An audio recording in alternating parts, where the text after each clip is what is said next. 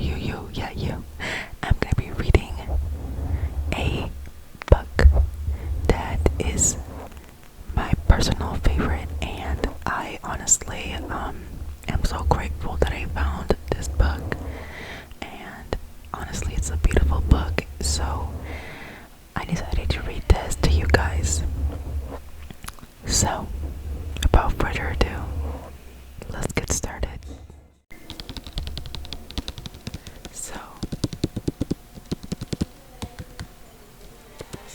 the book I'm going to be reading is called The Temperature of Me and You. Here's the book cover.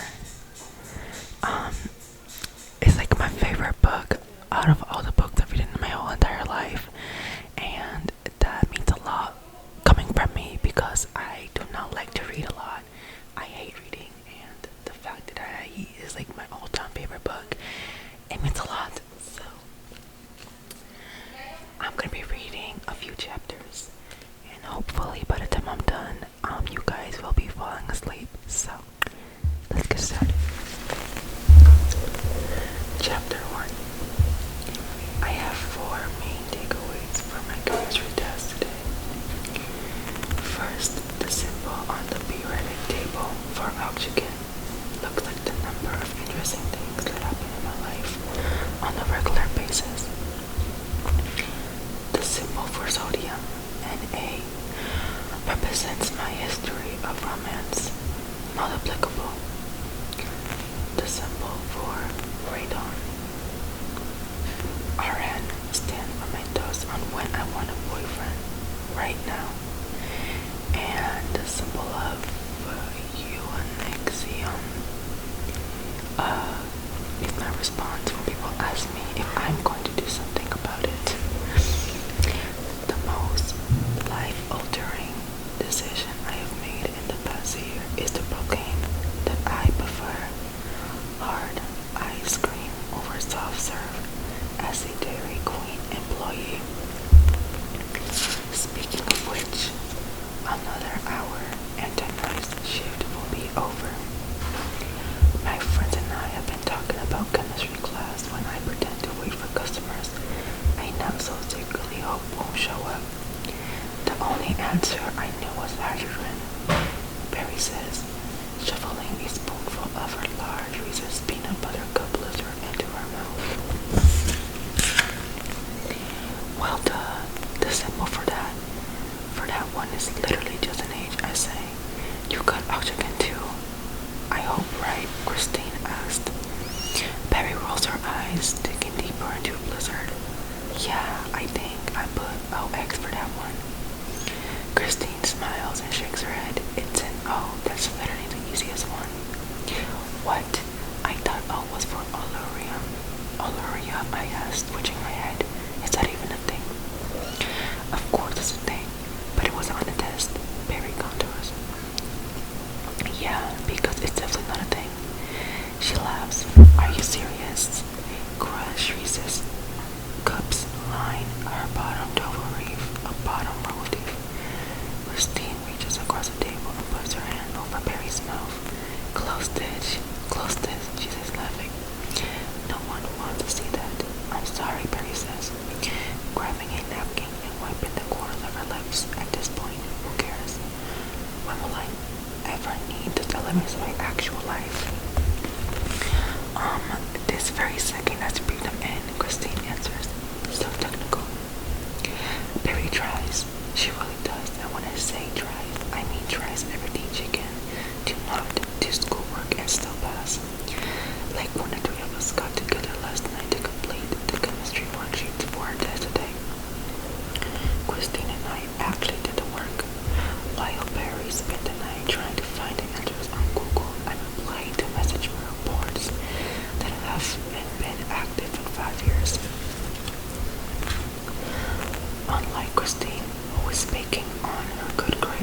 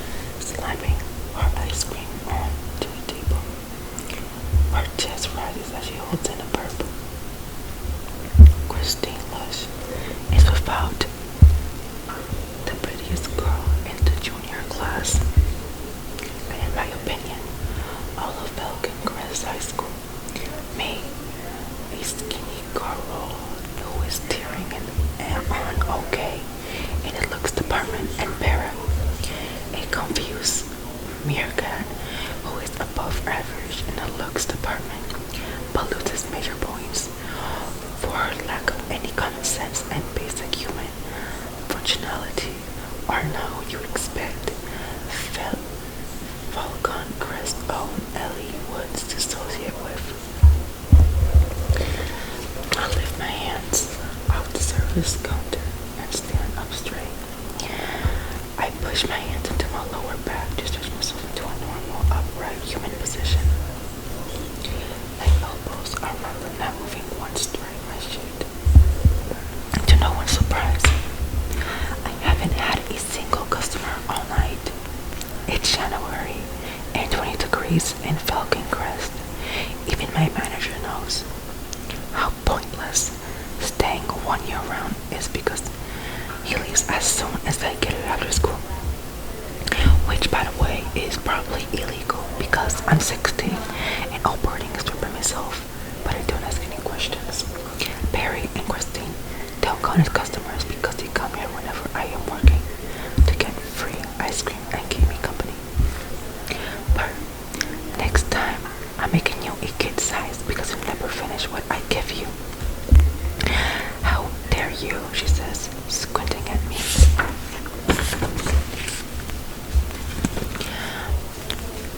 What do you want, Christine? I turn and walk towards the rolling ice cream machines, staring at the colorful menu above me, decorated with pictures of ice cream cones and candy labels. Did Jimmy escape out the back door or something? Barry asked. She stands and looks down the hallway to the bathrooms. I'll just finish Barry's ice cream, Christine replies, grabbing the cup from the table. He's in the bathroom, I say. Jamie is an unfortunate soul from another school who's been directed here as a possible boyfriend candidate for me. But my thoughts about that are represented by the symbol of element nobilium. Nobilium. No. Yeah, he's been in there for 20 minutes, Christine says. He must really not be interested in you. Or dropping a big old you-know-what, Barry says, crossing her arms and laughing to herself. Ew, stop, Christine shrieks. I'm eating.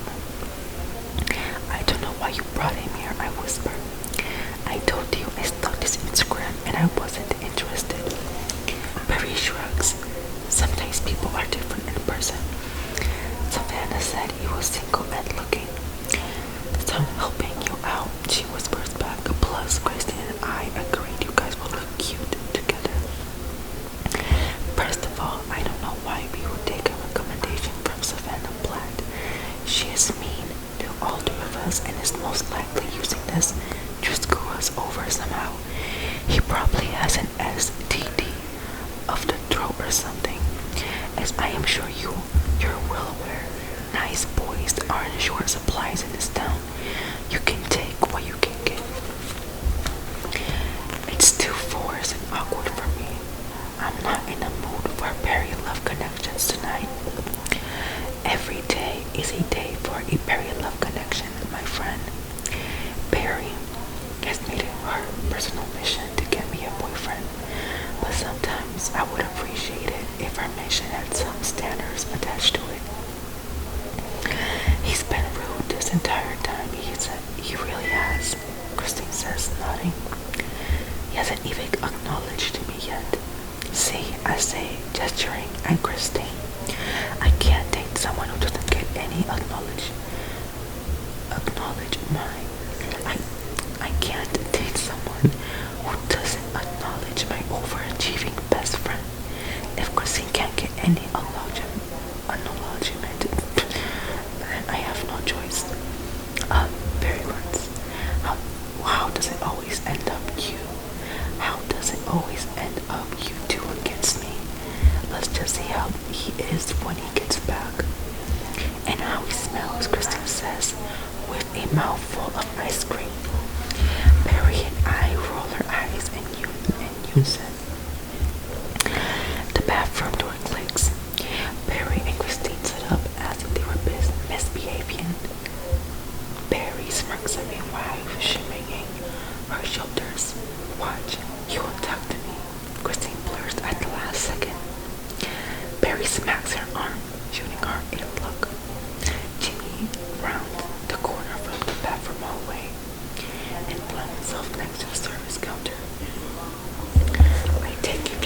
moves away from him towards the end.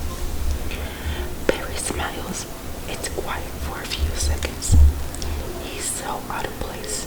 Even if I did like him, he would never mesh well with the three of us. He looks like a church boy who just came from Sunday service or something.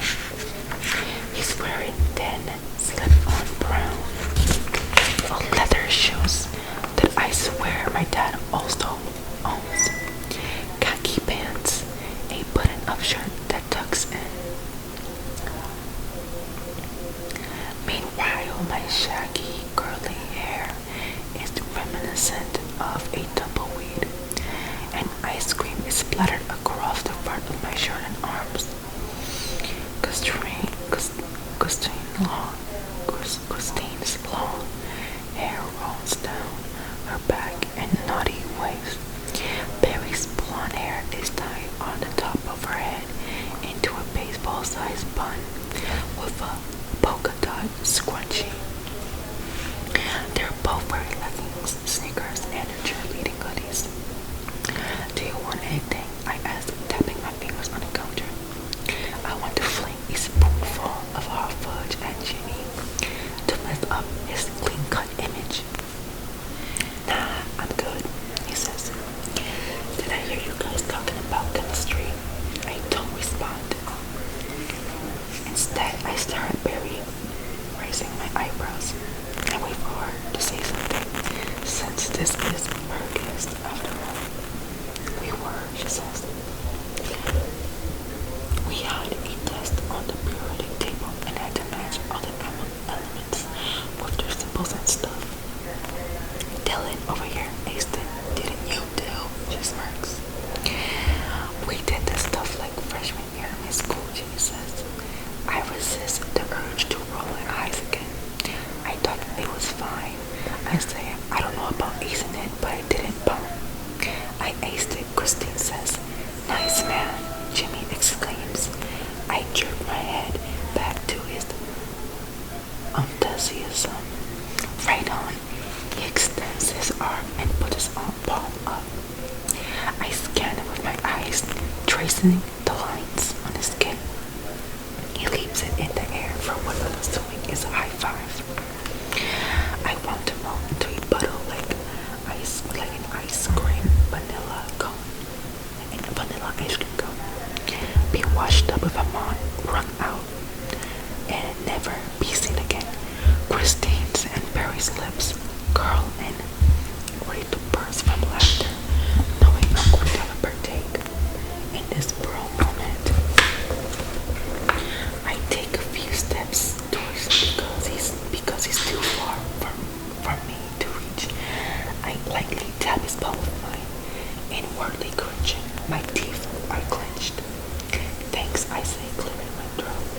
He inspects his palm, then wipes it on his pants. I must have left some sticky residue on his hands. At least the interaction wasn't a total waste. Barry lets out his laughter in the form of a burping grunt. Yikes, Jimmy says to me. Not hard to see why you did better on the test than those slobs. He laughs to himself, then taps my arm with the back of his hand. I said I aced it, Christine says, squinting at him. Jimmy ignores her comment. I retreat into my phone, wondering how long this guy is going to stand here for. Oh, Barry gasps.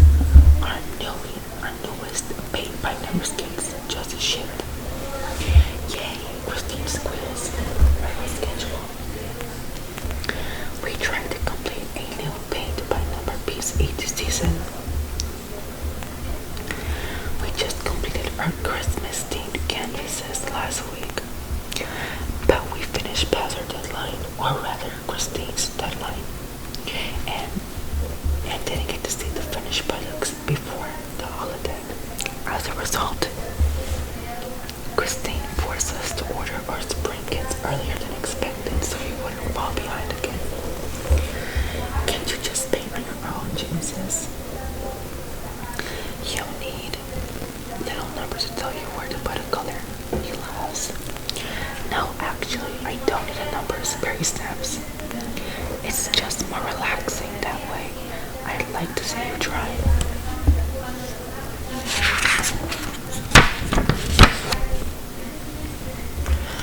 Doesn't that mean that you're actually good at painting? What the? Barry stands. I clear my throat. I need to start cleaning up the store to close. I lie. Everyone should probably go. I excel. What? Barry asks. But we. I slice my neck with my hand and glance at Jimmy. She nods. Good idea.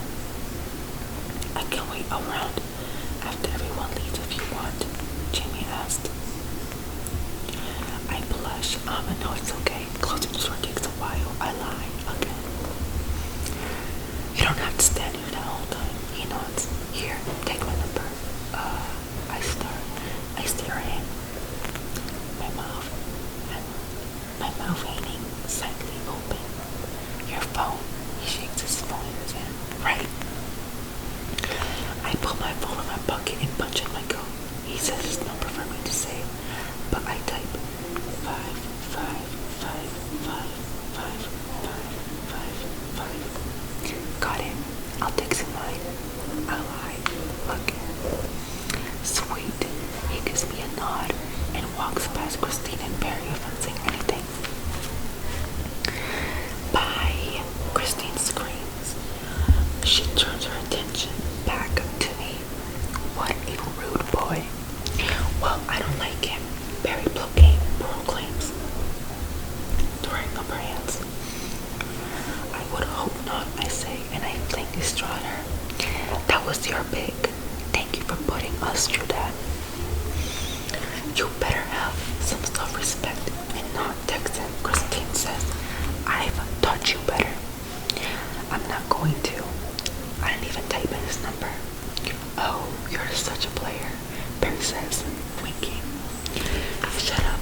I can't deal with you guys anymore. His shoes were so weird, Christine says, crossing her legs. He was going for a classic vintage. He completely missed the mark. Right. He looked like an old brother. Barry says. She straightens her back. Oh my gosh. Her eyes widen. What if he is a creeper and gets mad when you don't ever text him? And he stalks you and kills you? Remember that school assembly we had where the cop talked about the girl who was killed by the guy who found her through social media? Are you kidding, Barry? I asked. Why would you say that? What if he is, though? It could totally happen. He knows where I work and could go to school, and he knows where I work and go to school, and probably figure out where I live from my Instagram. Maybe I need to make my account private. Calm down, it's not. Barry says the same claim would be waving with a hand wave. Savannah says she knows his family. Next time I see Savannah, tell her I love the life from now on. I say, what? Live? Barry asks. My potential love life. He has great potential, Christine says. Thanks, Christine. I think so too. I know you're ugly and smell bad, Barry yells, smiling. I laugh and scoop a pile of rainbow sprigs into my hand, then chuck them at her. She screams and runs to the other side of the store. I keep throwing them as she tries to dodge. But she remains seated. She wipes the sprinkles that landed on the table into her hand, squirting them carefully to the nearest trash can.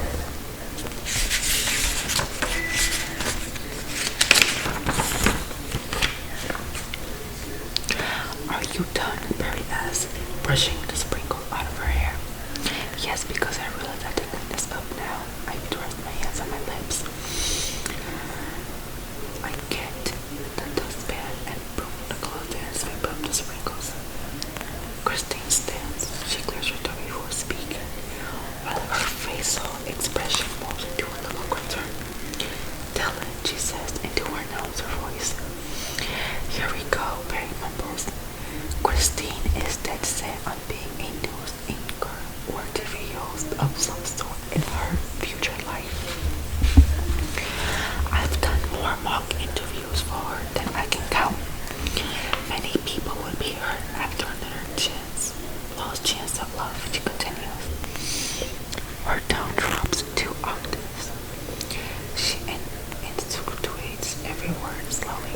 How are you coping right now? By considering myself lucky, I love that chant. I say, questioning in the house before she get another word. I keep talking. Can you guys go now for real? They ask. I want to finish cleaning and get out of here. Fine, because it says return to our number voice. Our shoulders dip. Please text us when you are done. She pulls her keys from her hoodie's front pocket. Christine is the only one out of the three of us who has her license, and I'm pretty sure she enjoys making everyone aware of it. Her car keys have enough keychains, rings, and bracelets to fill every accessory store in the Philadelphia area. See you tomorrow, I say. They leave and I finish sweeping the floor. I love the counters, tables, and the ice cream machines. I refill the napkins, straws, syrups, and candies. I empty the register and put the money in the briefcase in the safe in the manager's office. The entire cleaning process only takes about 10 minutes because there were no customers today. We close at 10 p.m. Instead, we close at 8 p.m. and it's 8:10 p.m. I'm ready to go, but as usual, my manager is nowhere to be found when it's time for him to lock out the store. While I'm waiting, I start picking at a piece of the plastic counter that's shipping off. I think about how it's made of anthems and how anthems are made of protons and electrons. How do people even come up with this stuff? My favorite elements we had to memorize were Californium and Americaceum, mainly because they were super easy to remember, but also because some people they were never so over it, they just picked some obvious name. What if I discovered an element here at Dairy Queen? My teacher said elements are everywhere. I could name it Orion. Although that kind of sounds like some weird sex thing people would rap about. The door clicks open. My daydream is broken at the perfect time before my mind wanders any further into picturing various sex positions involving Oreos. I look up, expecting to see my manager, but it's someone else. I hope you guys enjoyed this little reading. That was the first chapter of The Temperature of Me and You. I know I said I was gonna read a few chapters, but my mouth is getting really dry, so I'm gonna take a break. But yeah, I hope you enjoyed. This is part 1, so I will be uploading a part 2 of this video sometime next week, hopefully. With that being said, good night, sweet